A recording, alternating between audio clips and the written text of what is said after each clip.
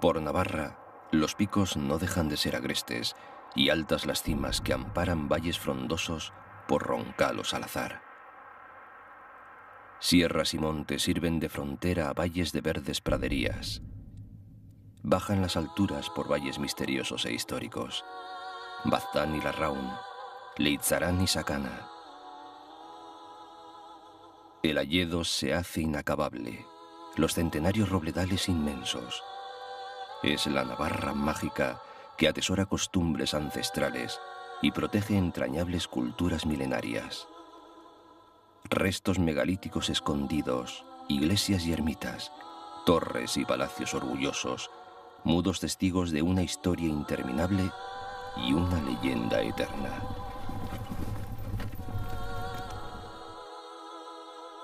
Decía José María Iribarren: el Pirineo navarro, con sus bosques espesos, ululantes y sus cuevas profundas, con sus altas montañas barridas por las boiras y sus ríos umbrosos entre peñas tapizadas de musgo, ha dado a la mitología y a la historia, a la leyenda y a la literatura, cuatro figuras a cual más misteriosa e interesante: el Basajaun y la Lamia, la bruja y el contrabandista.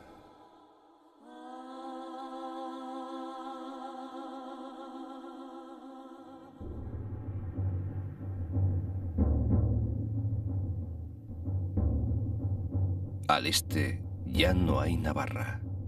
Cuando el Pirineo por occidente busca al Atlántico, las montañas pierden en gran parte su protagonismo egoísta. Se vuelven excusa para el valle. Desde la Mesa de los Tres Reyes se vigila la frontera y las alturas del Ezcaurre señalan el principio del Valle del Roncal. Por aquí se produce el nacimiento del río Esca, que recorrerá el valle de norte a sur.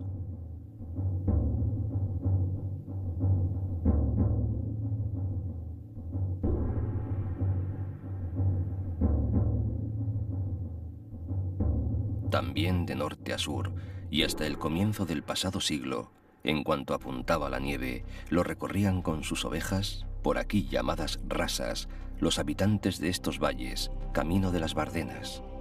Reza el dicho popular: a la Bardena del Rey vienen los roncaleses a comer migas con queso por lo menos 7 meses.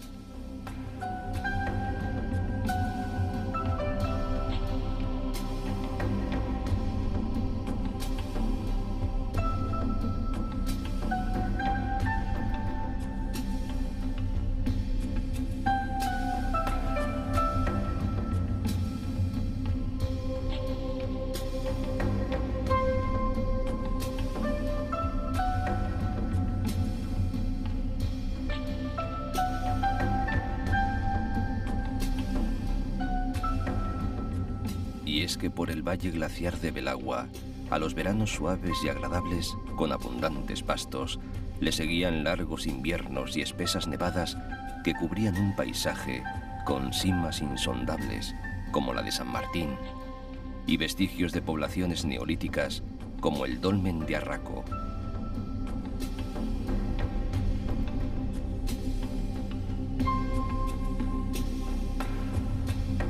Hoy las cosas climáticas han cambiado un poco, pero las nieves de siempre, más modernas, permiten la práctica del esquí nórdico por las pistas de Larra Belagua.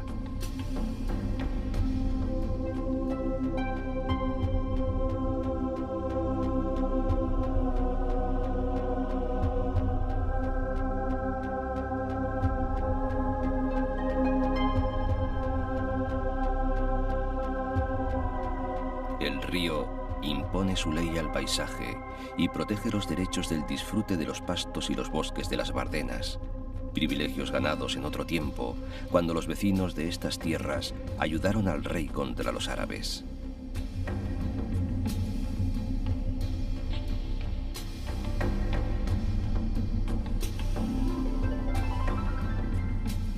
Más abajo, donde confluyen los valles de Belagua y Belabarce, en Isaba, las casonas señoriales hablan de tiempos de grandeza, arrimadas a la iglesia de San Cipriano, que otrora fue fortaleza. Muy cerca está la ermita de Nuestra Señora de Idoya. Cada primer domingo de julio se reúnen aquí idoyas que llegan de todas partes para ofrendar a una talla de la Virgen que data del siglo XIII. Cuentan que en una cueva próxima fue coronado el primer rey de Navarra, Garci-Ximénez, con la presencia de 600 nobles. En Roncal, capital del valle, una monumental iglesia renacentista se alza entre un laberinto de callejas, recovecos de piedra y pequeñas huertas, y a su amparo, ostentosas mansiones señoriales, símbolo de la pujanza del valle y del pueblo. Parece el escenario de una historia medieval.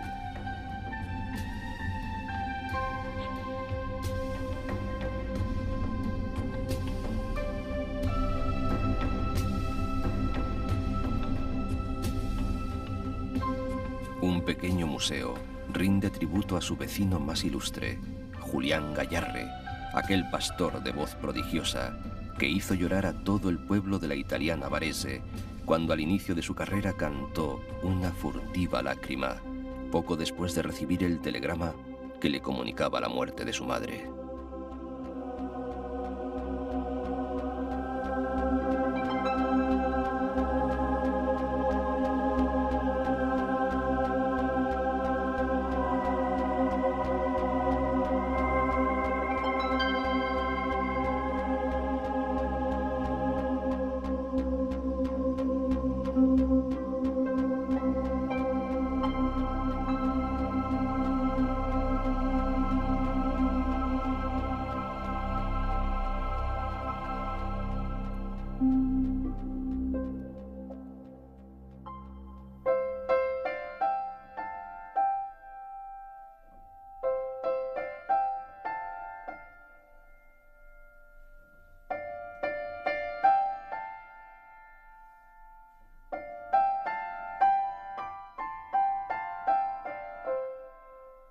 Por Burgui, casas apiñadas en torno a la iglesia de San Pedro, al pie del puerto de las Coronas, entran en el valle los que vienen del sur.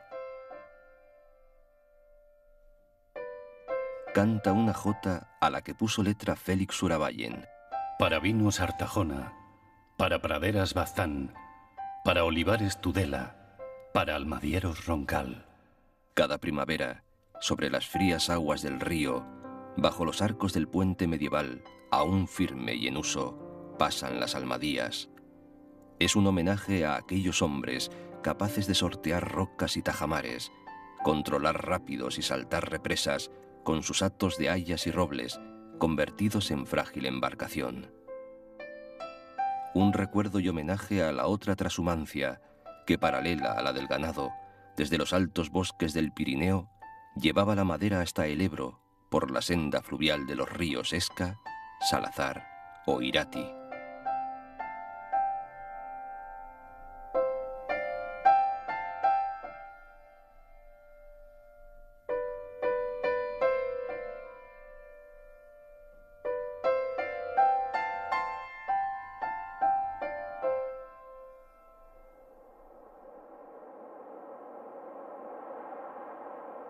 A poco del pueblo, tallada por el Esca, entre las sierras de Illón y de la Peña, está la foz de Burgui.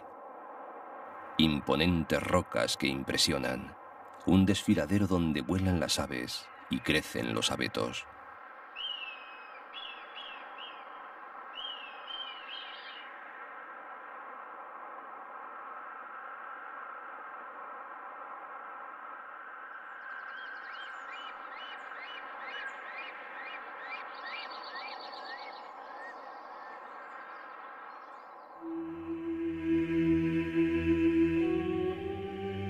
Sobre una cornisa recortada, dominando la sierra de su nombre, San Salvador de Leire contempla las azules aguas del embalse de Yesa. Ya hay noticias suyas desde el año 842. Después, las tropas de Almanzor destruyeron la construcción prerrománica y desde su reconstrucción, por Sancho III, se convirtió en núcleo espiritual del viejo reino de Navarra y mausoleo de sus reyes. 3 ábsides, una románica porta especiosa y la increíble cripta, ciclópeas columnas y grandiosos capiteles bajos, todos distintos, que crean un lugar de recogimiento y admiración.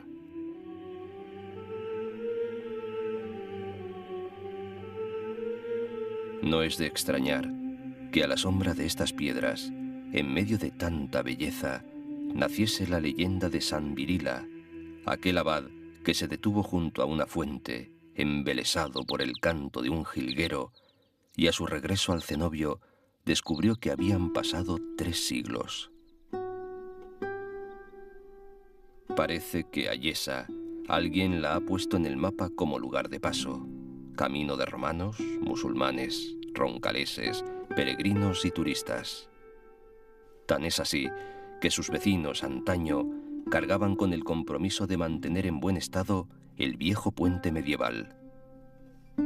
Puente sobre el que, según la leyenda, al final del siglo VIII, durante la batalla de Olast, una roncalesa, de nombre Sara, le cortó la cabeza a un tal Abderramán el Gafequi, caudillo del califato de Córdoba, tras una discusión sobre lo que había de hacerse con el caudillo prisionero.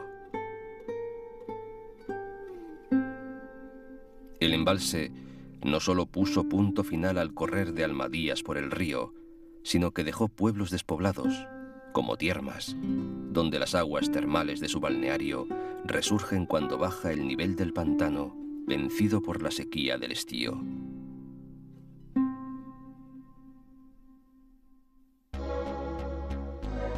Sobre un promontorio que domina el valle del Aragón, por donde el río hace un amplio recodo, se alza dominador el Castillo de Javier. Antigua torre de señales y fortaleza fronteriza, no es en realidad el que fue, ya que el cardenal Cisneros, tras la anexión de Navarra, mandó arrasar las defensas exteriores, desmochar las torres, cegar los fosos e inutilizar las saeteras. Aquí nació, en abril de 1506, Francisco de Jasso y Azpiricueta. El castillo fue su hogar durante 19 años. Después marchó a estudiar en la Sorbona, donde se encontró con Ignacio de Loyola, con quien funda la Compañía de Jesús.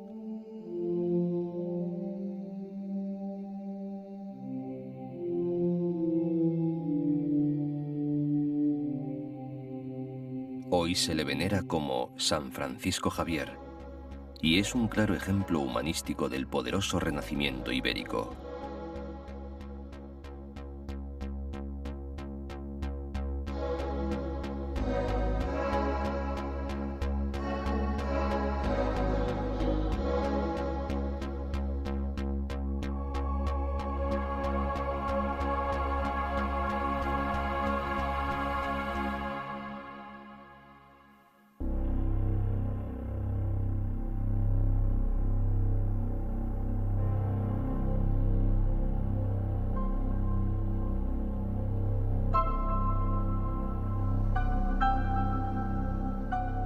La Vieilla Sangüesa estuvo emplazada en lo alto de una colina conocida como Rocaforte, hasta que Alfonso el Batallador fundó un nuevo burgo. Su principal cometido era proteger Pamplona de las invasiones musulmanas, y cuando los tiempos y las historias cambiaron, defenderla del Reino de Aragón. Aquí nació un trágico y popular personaje, el príncipe de Viana, que ocupó el trono durante unos pocos años hasta que su padre se lo arrebató desheredándolo. Quizá por ello, o simplemente por ser culto y delicado, escribió unas crónicas de los reyes de Navarra en la misma prisión donde murió Tísico. La leyenda popular dice que tuvo un hijo ilegítimo con Margarita Colón, que no fue otro que el mismísimo descubridor. Y también cuenta que la reina Isabel la Católica, con remordimientos, ayudó a su sobrino bastardo, Cristóbal, con los medios necesarios para descubrir América. Sangüesa es encrucijada de rutas. La atraviesan 4 calzadas romanas y es parada y fonda del Camino de Santiago. Su importancia defensiva le sirvió para conseguir, además de privilegios reales, un importante patrimonio artístico. Luego sobrevivió a las demoliciones ordenadas por el cardenal Cisneros, superó devastadoras riadas, retuvo la invasión francesa y aguantó la presión carlista. En el camino de los peregrinos jacobeos, un oratorio dedicado a la Virgen formó parte de un palacio real que Alfonso el Batallador donó a los caballeros de San Juan de Jerusalén, Santa María la Real. El río Salazar corre paralelo al Esca hasta unirse cerca de Lumbier con el Irati. Este, tercero en caudal de Navarra, abriéndose paso por el extremo occidental de la Sierra de Leire, excavó la foz de Lumbier, poblada de garrigas, atónitas entre tanta pared inaccesible, vertical, agrietada, llena de cuevas.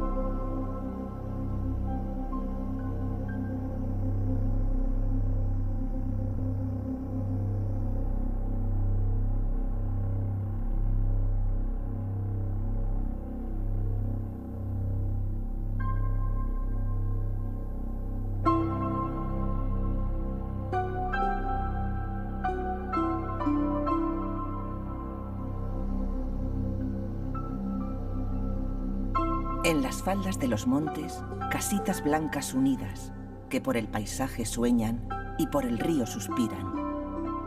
Salazar arriba, la Sierra de Illón y el Alto de las Coronas. Vegas por donde corre el Salazar, truchero y diáfano, entre pequeñas poblaciones con casas de piedra y madera y techumbres de teja plana. Calles estrechas y empedradas que resguardan las tradiciones más ancestrales de este viejo reino.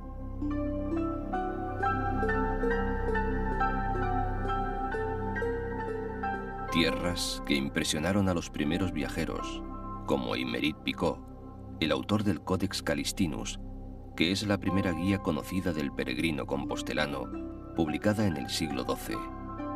Un libro que trata de las costumbres de estas gentes y describe los pueblos del norte de la península ibérica en aquellos tiempos.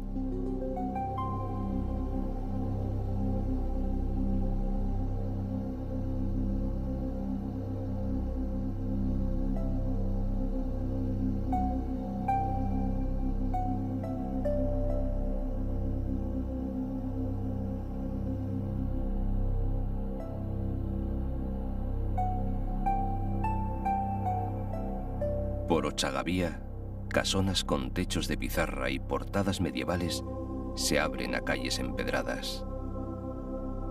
El caserío, por demás de estilo pirenaico, se arremolina en torno al río Anduña y los 4 puentes de piedra que separan el municipio.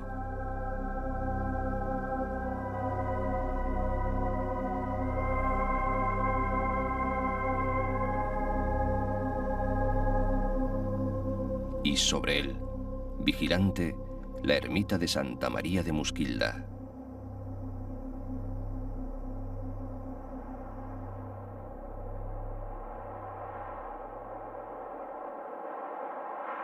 El monte Ori, primer 2000 que tiene el Pirineo viniendo de occidente, es para los montañeros una montaña mítica. Pirámide gigantesca que entre leyendas e historia se levanta entre Navarra y Suberoa.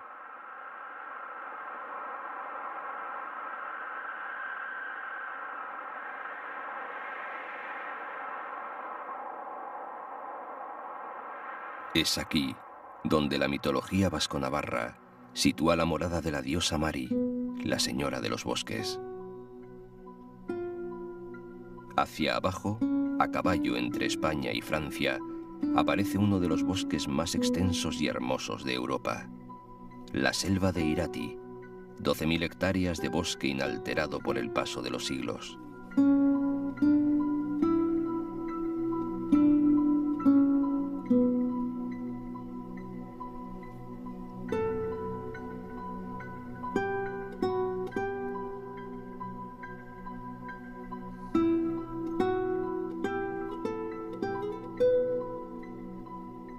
Cada día, con la salida del sol, comienza el bosque a liberarse de brumas y neblinas.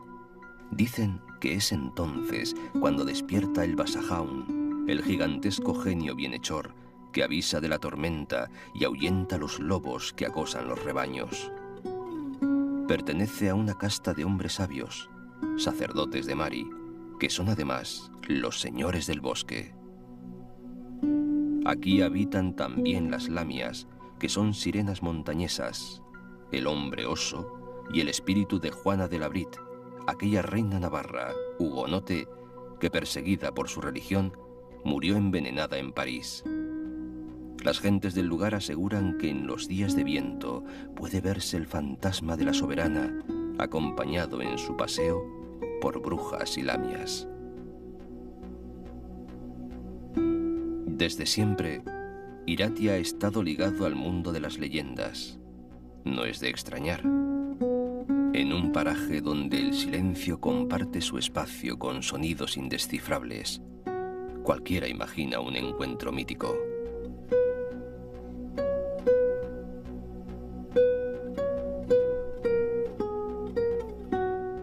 Según avanza el día, las ramas de abetos, pinos negros y hayas centenarias juegan con los rayos del sol, que solo a veces consigue atravesarlas, mientras ramas secas y hojarasca alfombran el suelo ocultando los caminos.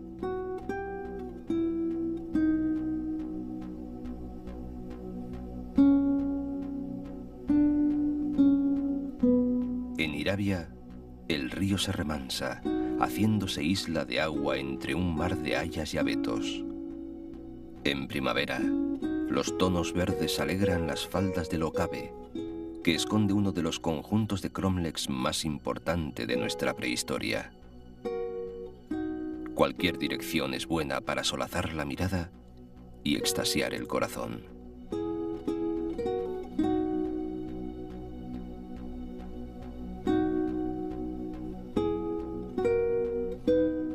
Entre dos montes, por el collado de Orgambide, con un riachuelo como fondo, aparece el Ojo de Arpea, la cueva encantada en cuya entrada suelen sentarse las lamias para peinar sus cabellos durante las calurosas tardes de verano.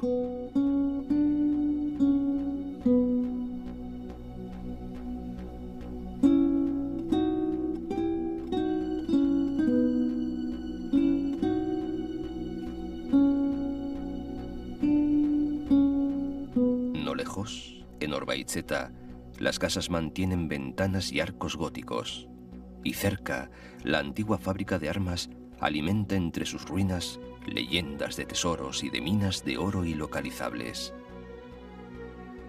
El cielo ataviado de azul, plata y oro, las nubes orladas de brillante lumbre, el monte, el prado, el valle, la cumbre y el río sonoro. El de Aezkoa es un valle forestal y ganadero que conserva típicos hórreos pirenaicos, por donde corre, ya hacia el sur, el río Irati. Después de pasar por la foz de Chinchurrenea, en un paisaje ondulado, entre bosques de encinas, robles y pinares, está Aoiz. El río se desliza bajo los cuatro ojos de su hermoso puente medieval y frente a la portada de la iglesia de San Martín de Artaiz, donde se atesora la mejor escultura románica rural de Navarra.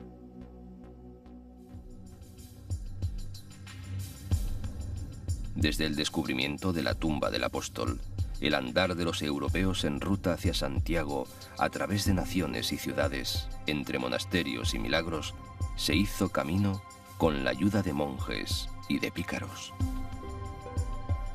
A partir de la pequeña villa francesa de Saint-Jean-Pied-de-Port, donde confluyen 3 vías de peregrinaje, hay que subir a Valcarlos, lugar de pelotaris y palomeras, y seguir desde aquí, ya en España, el camino francés, el que también llaman de las estrellas.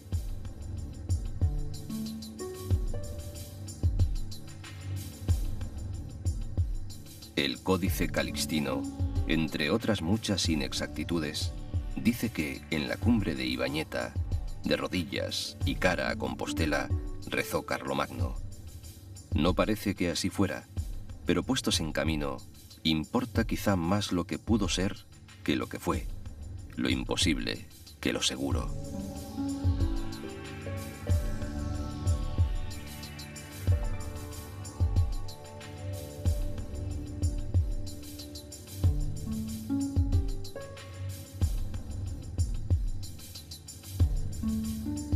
A Roncesvalles lo cita por primera vez en la historia el año 778, al mismo tiempo que se reseña la cruenta batalla donde los vascones aplastaron la retaguardia de Carlomagno, matando al caballero Roldán y a los 12 pares de Francia, y dando luz a la leyenda.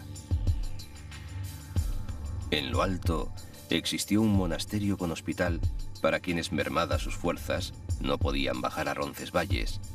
Las nieves y el frío aconsejaron 5 años después trasladarlo al valle.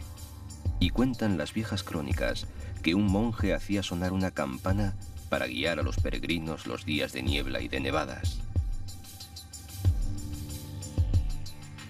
El magnífico e histórico pueblo de Roncesvalles fue un enclave vital en la Europa de la Edad Media.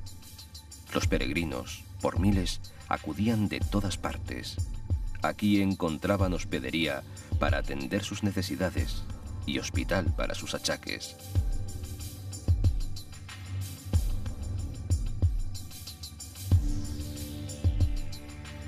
Un túmulo que la tradición atribuye a Carlomagno señalaba la tumba de aquellos 12 pares.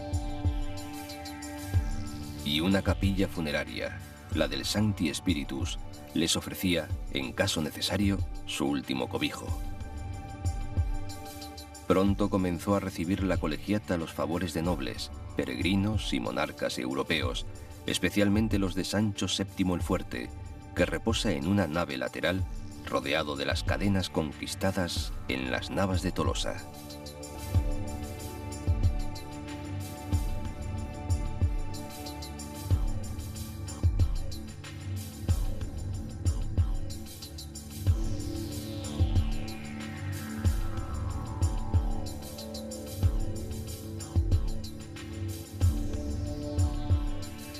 Desde Roncesvalles prosigue el camino por típicos pueblos calle, con casonas de techos empinados dispuestas a ambos lados de la carretera, bosques de hayas, abedules, robles y pinos, antaño lugar de bandidos y ahora de nieblas y tejos.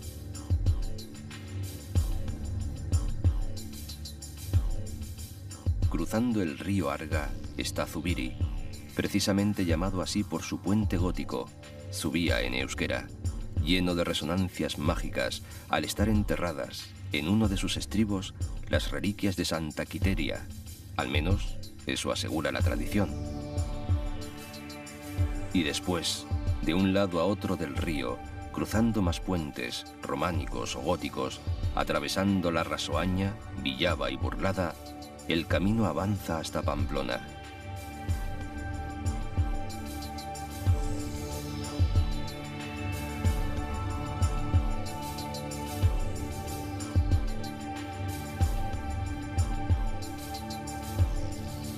...50 kilómetros al sur de los Pirineos, sobre una aldea vascona, se levantó hace más de 2000 años una pequeña ciudad romana de nombre Pompaelo, en honor de su fundador, Pompeyo. Es Pamplona, la vieja Iruña, que en la Edad Media estuvo dividida en 3 ciudades independientes, pero en constante guerra. La de la Navarrería, el primitivo Burgo, y las de San Cernín y de San Nicolás, poblados por artesanos y comerciantes extranjeros, entre ellas murallas y fosos.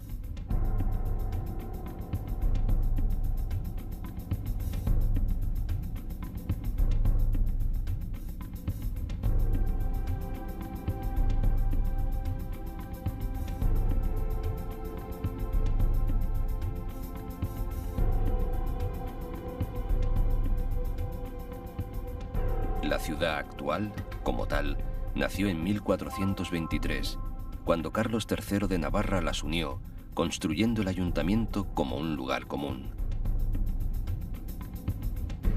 Pamplona es una ciudad pequeña y coqueta. Fue el mismo Víctor Hugo quien la retrató diciendo que Pamplona es una ciudad que da mucho más de lo que promete.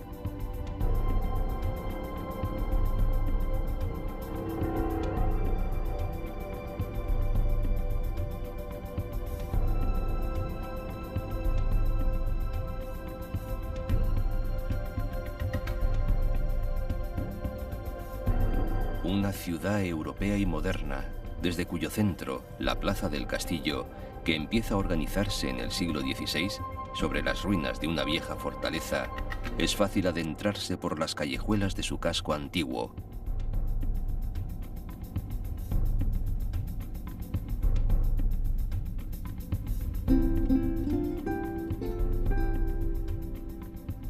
Pero tan gran plaza no se resigna en su viejo origen a ser tan solo historia, sino que se abre hacia la ciudad moderna, siendo el punto de unión entre la Pamplona antigua y la Pamplona moderna, que se expresa en un ritmo imparable de gentes y vida, símbolo de su pujanza.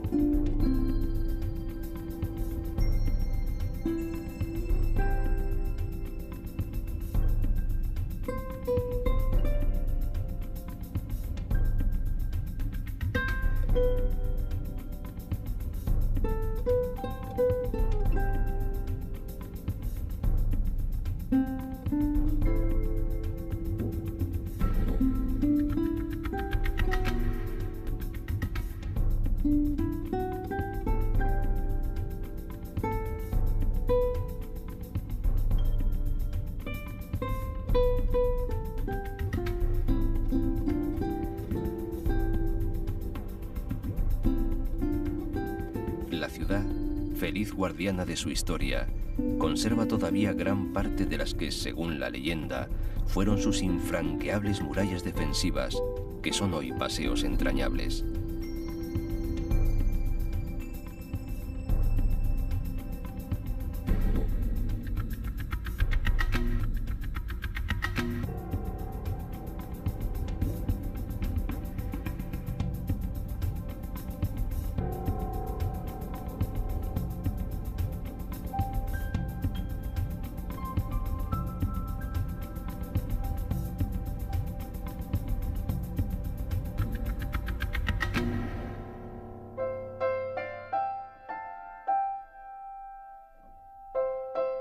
Supo la catedral de coronaciones de reyes y reuniones de cortes, y fue durante 3 siglos sede de la Diputación del Reino.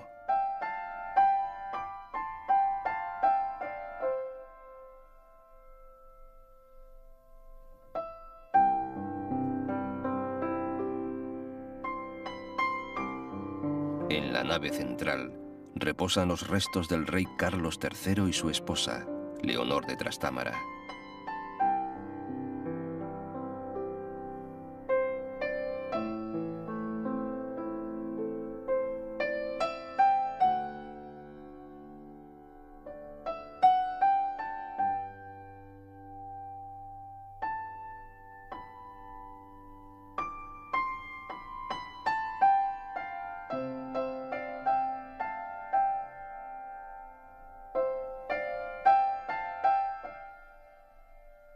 Pamplona es una ciudad tranquila casi todo el año, porque el 7º día del 7º mes de cada año comienzan los Sanfermines.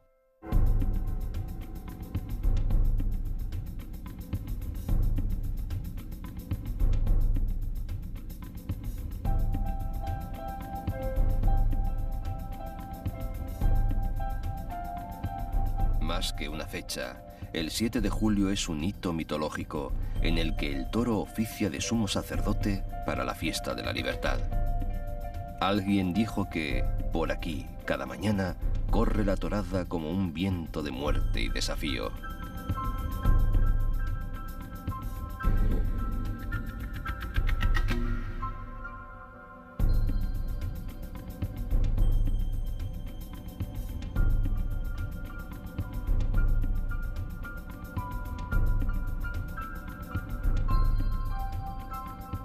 Precisamente un día de víspera, el 6 de julio de 1923, llegó a Pamplona por primera vez Ernest Hemingway.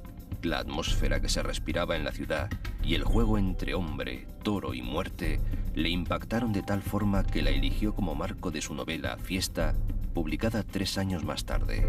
Seguramente le llegó la inspiración mientras, con un vaso de whisky en la mano, se sentaba en la terraza del Hotel La Perla, de cuya habitación 217 fue huésped.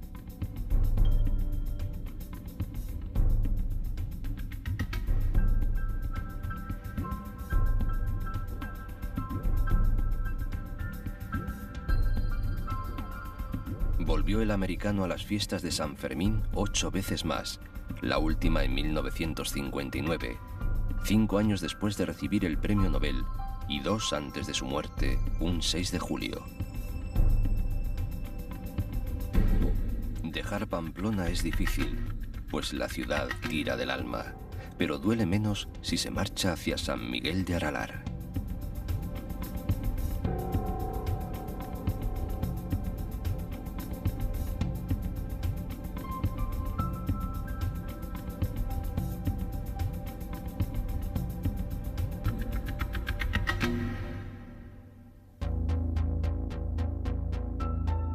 La Sierra de Aralar es un espectáculo en sí misma, bien con la luz brava de los días despejados o envuelta en la magia de sus habituales neblinas. La naturaleza caliza de las rocas da lugar a cientos de simas, de grutas y a manantiales que descargan el agua absorbida por la tierra. Cerca del nacedero del río Larraún, Lecumberri es un lugar tradicional de veraneo desde donde se llega al valle de Araitz.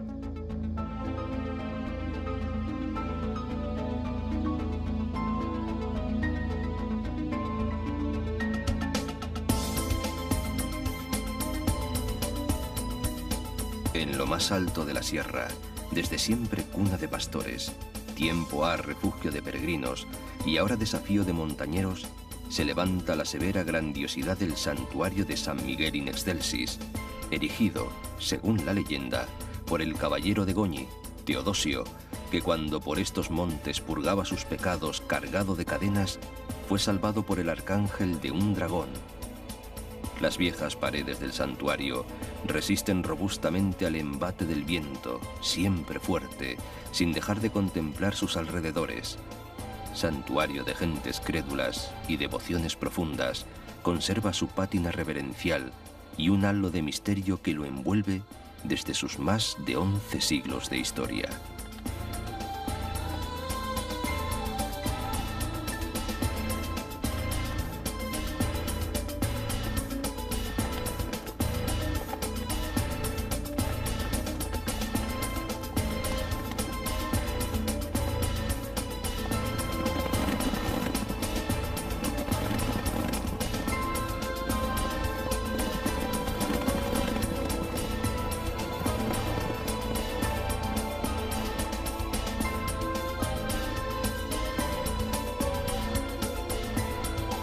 En la Navarra húmeda, que limita con Francia, los praderíos son siempre verdes y los bosques frondosos. Rodeado de montañas y salpicado de pequeños pueblos, el Valle del Baztán emerge como una isla de tierra y pasto, de agua y bosque, de lluvia y nubes. Bien pudiera ser este el paisaje real del imaginario valle que Pío Baroja soñara para Zalacaín. En esta parte de la montaña navarra, el individuo pertenece a la casa y no a la inversa. El caserío es más que un techo, es un modo de vida, una institución. Por eso en estos pueblos, caseríos, casas, torres y palacios combinan armónicamente lo señorial y lo popular.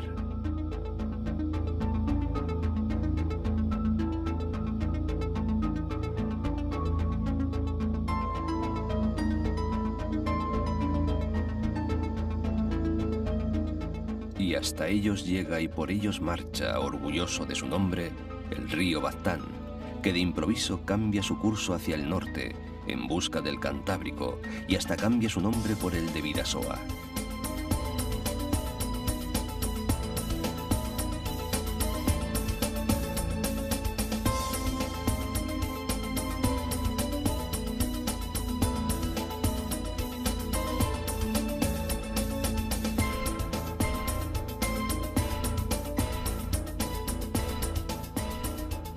Muy cerca, en el Betea y en Olleregui, pasó algunos veranos Valle Inclán, que hizo de estas tierras escenario de alguna de sus obras, sacando de sus casillas al mismísimo Pío Baroja, quien no podía admitir en el valle aquello de mieses estremecidas y viñedos en fruto, paisaje que el genial gallego, cabe suponer, vería tan solo con los ojos de su imaginación.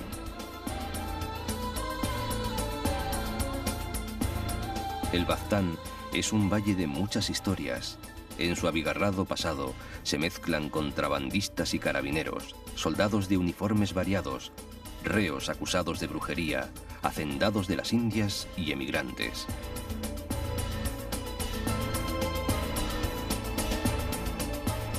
Por Amaiur, un monolito recuerda que allí defendieron los navarros a su rey en el año 1512.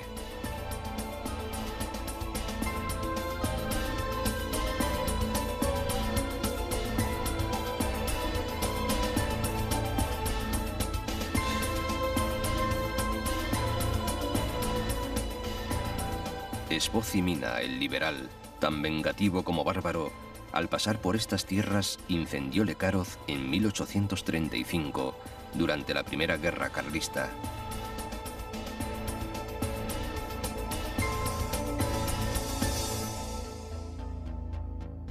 Mientras, Zumalacárregui, rebelde, según decían los papeles de su tiempo, estuvo en el palacio de Arizcunenea en Elizondo. A lo largo del tiempo, pasaron por la capital del valle gente de todo orden y condición. La soldadesca francesa de la Convención, los realistas, los carlistas, los liberales, los guerrilleros, tropas regulares y maquis. Ah, y don José, el de la Carmen de Bizet, que según saben el autor francés y los buenos aficionados, era natural del pueblo.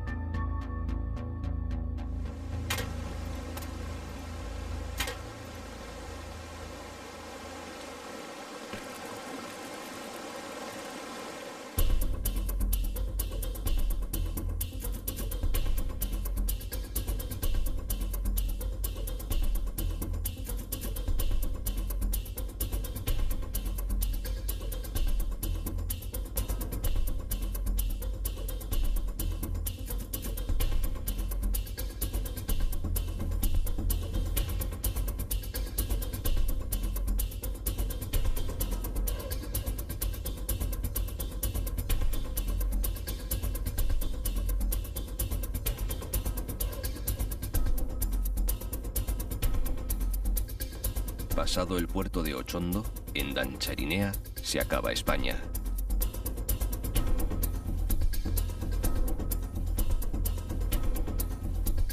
Hacia occidente, Urdazubi, con su monasterio de San Salvador, fundado en el siglo IX.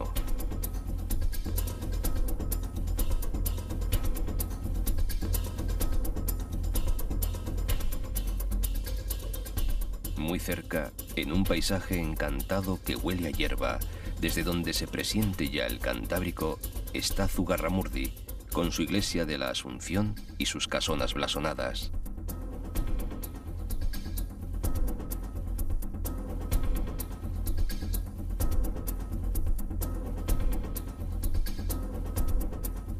Y la cueva.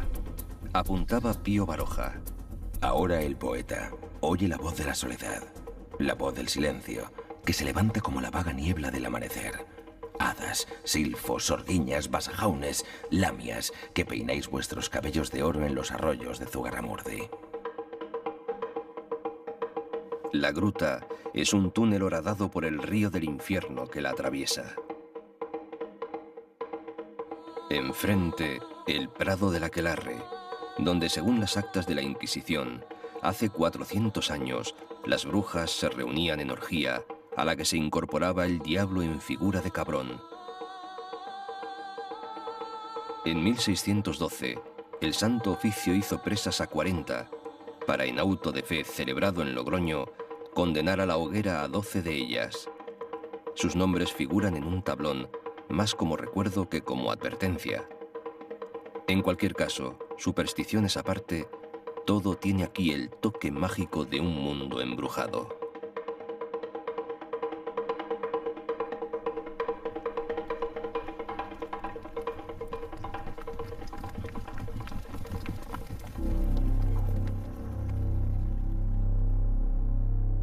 Último embajador del Pirineo, el Bidasoa corre hacia el norte desbocado, dejando atrás las escarpadas rojerías del Baztán. Al río le prestó su voz Pío Baroja, nacido en sus orillas. Tengo un poco de la severidad navarra, algo de la blandura de Guipúzcoa y un tanto de francesa cortesía. Conocí a Pompeyo y a los capitanes de Augusto, a Carlos V y a Francisco I. Vi conferenciar a Napoleón y sus generales y a Wellington con los suyos. Seguí a Mina y Zumalacárregui en sus correrías. Hacia el norte, la comarca de las 5 villas, a cual más hermosa.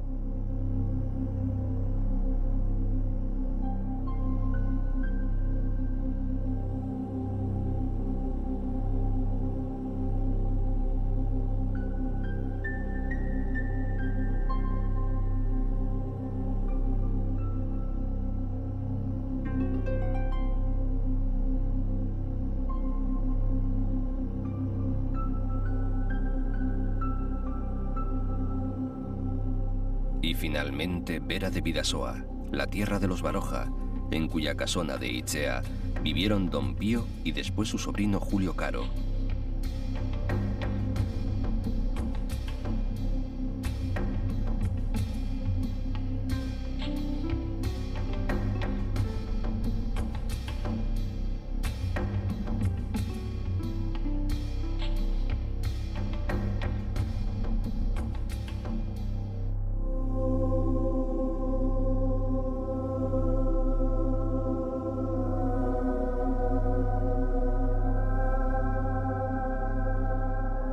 Con apenas 60 kilómetros de vida, entre Irún, Hendaya y Hondarribia, el Bidasoa consuma su agonía camino del Cantábrico.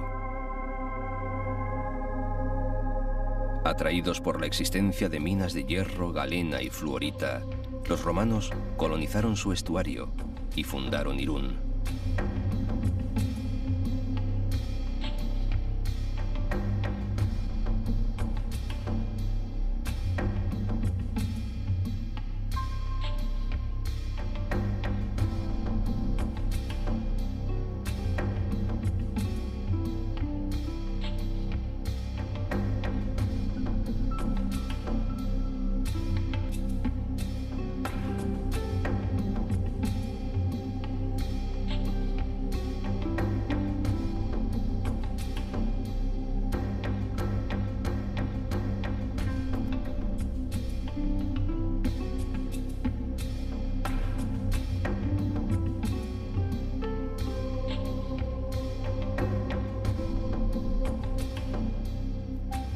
En el siglo VII, un torreón atribuido al rey Bamba vigilaba el territorio donde hoy está Hondarribia, el Euskaldún, camino de arena. Desde entonces estuvo rodeada de cercos y murallas, y cuando éstas fueron incapaces de soportar la potencia de las nuevas piezas artilleras, reinando los reyes católicos, comenzó a construirse la actual. Pero no todo fueron guerras. Hondarribia también fue a partir de la Edad Media un próspero puerto comercial, desde donde se embarcaban el trigo, el vino y los metales de Castilla y de Navarra con destino a Flandes. Su tradición pesquera la atestigua, desde hace más de 600 años, la existencia de la Cofradía de Mareantes de San Pedro. Cuando aparecía el primer viento de otoño, partían sus traineras en busca de las ballenas que se acercaban a la costa en sus viajes migratorios.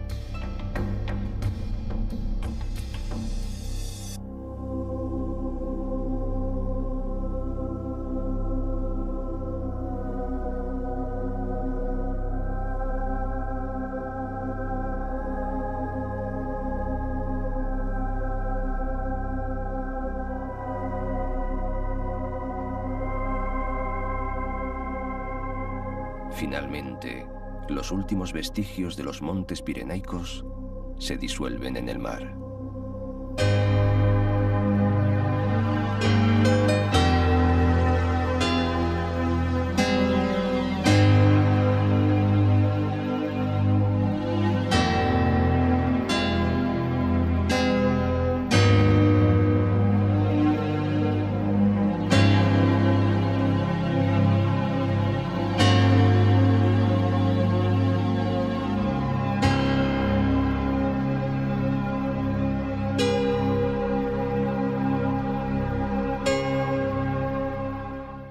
A la Bardena del Rey vienen los roncaleses a comer migas con queso por lo menos 7 meses.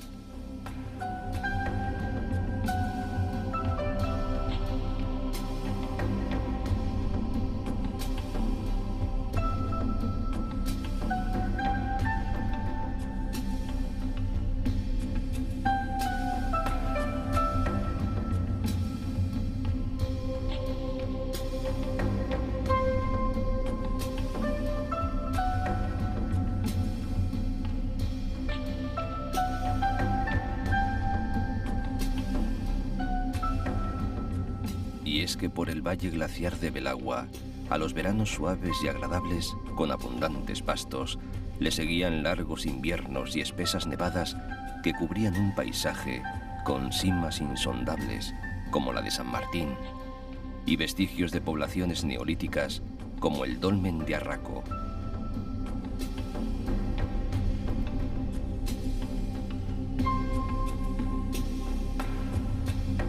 Hoy las cosas climáticas han cambiado un poco, pero las nieves de siempre, más modernas, permiten la práctica del esquí nórdico por las pistas de Larra Belagua. A la mitología y a la historia, a la leyenda y a la literatura, 4 figuras a cual más misteriosa e interesante. El Basajaun y la Lamia, la bruja y el contrabandista.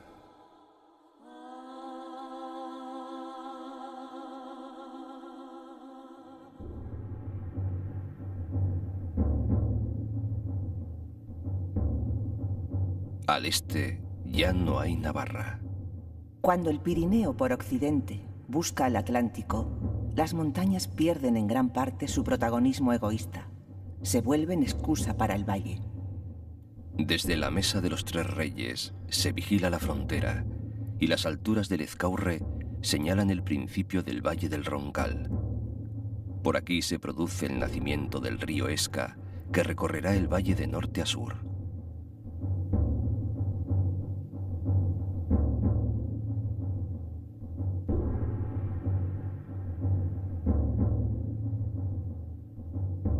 También de norte a sur, y hasta el comienzo del pasado siglo, en cuanto apuntaba la nieve, lo recorrían con sus ovejas, por aquí llamadas rasas, los habitantes de estos valles, camino de las Bardenas. Reza el dicho popular: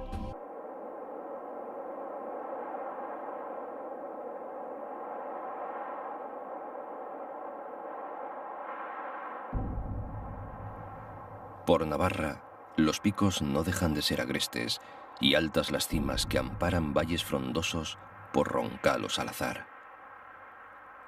Sierras y montes sirven de frontera a valles de verdes praderías. Bajan las alturas por valles misteriosos e históricos: Baztán y Larraun, Leitzarán y Sacana. El hayedo se hace inacabable, los centenarios robledales inmensos. Es la Navarra mágica que atesora costumbres ancestrales y protege entrañables culturas milenarias. restos megalíticos escondidos, iglesias y ermitas, torres y palacios orgullosos, mudos testigos de una historia interminable y una leyenda eterna.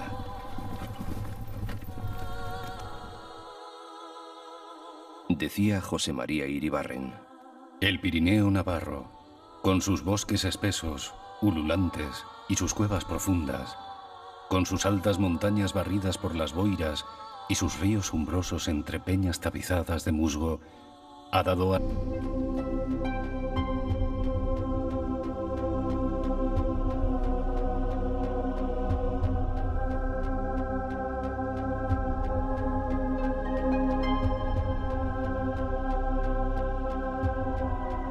El río impone su ley al paisaje y protege los derechos del disfrute de los pastos y los bosques de las Bardenas, privilegios ganados en otro tiempo, cuando los vecinos de estas tierras ayudaron al rey contra los árabes.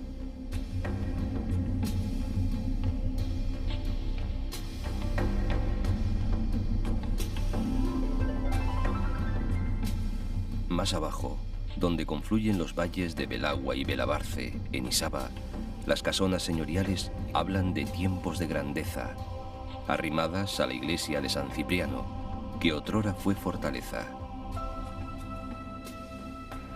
Muy cerca está la ermita de Nuestra Señora de Idoya. Cada primer domingo de julio se reúnen aquí idoyas que llegan de todas partes para ofrendar a una talla de la Virgen que data del siglo XIII. Cuentan que en una cueva próxima fue coronado el primer rey de Navarra, Garci-Ximénez, con la presencia de 600 nobles.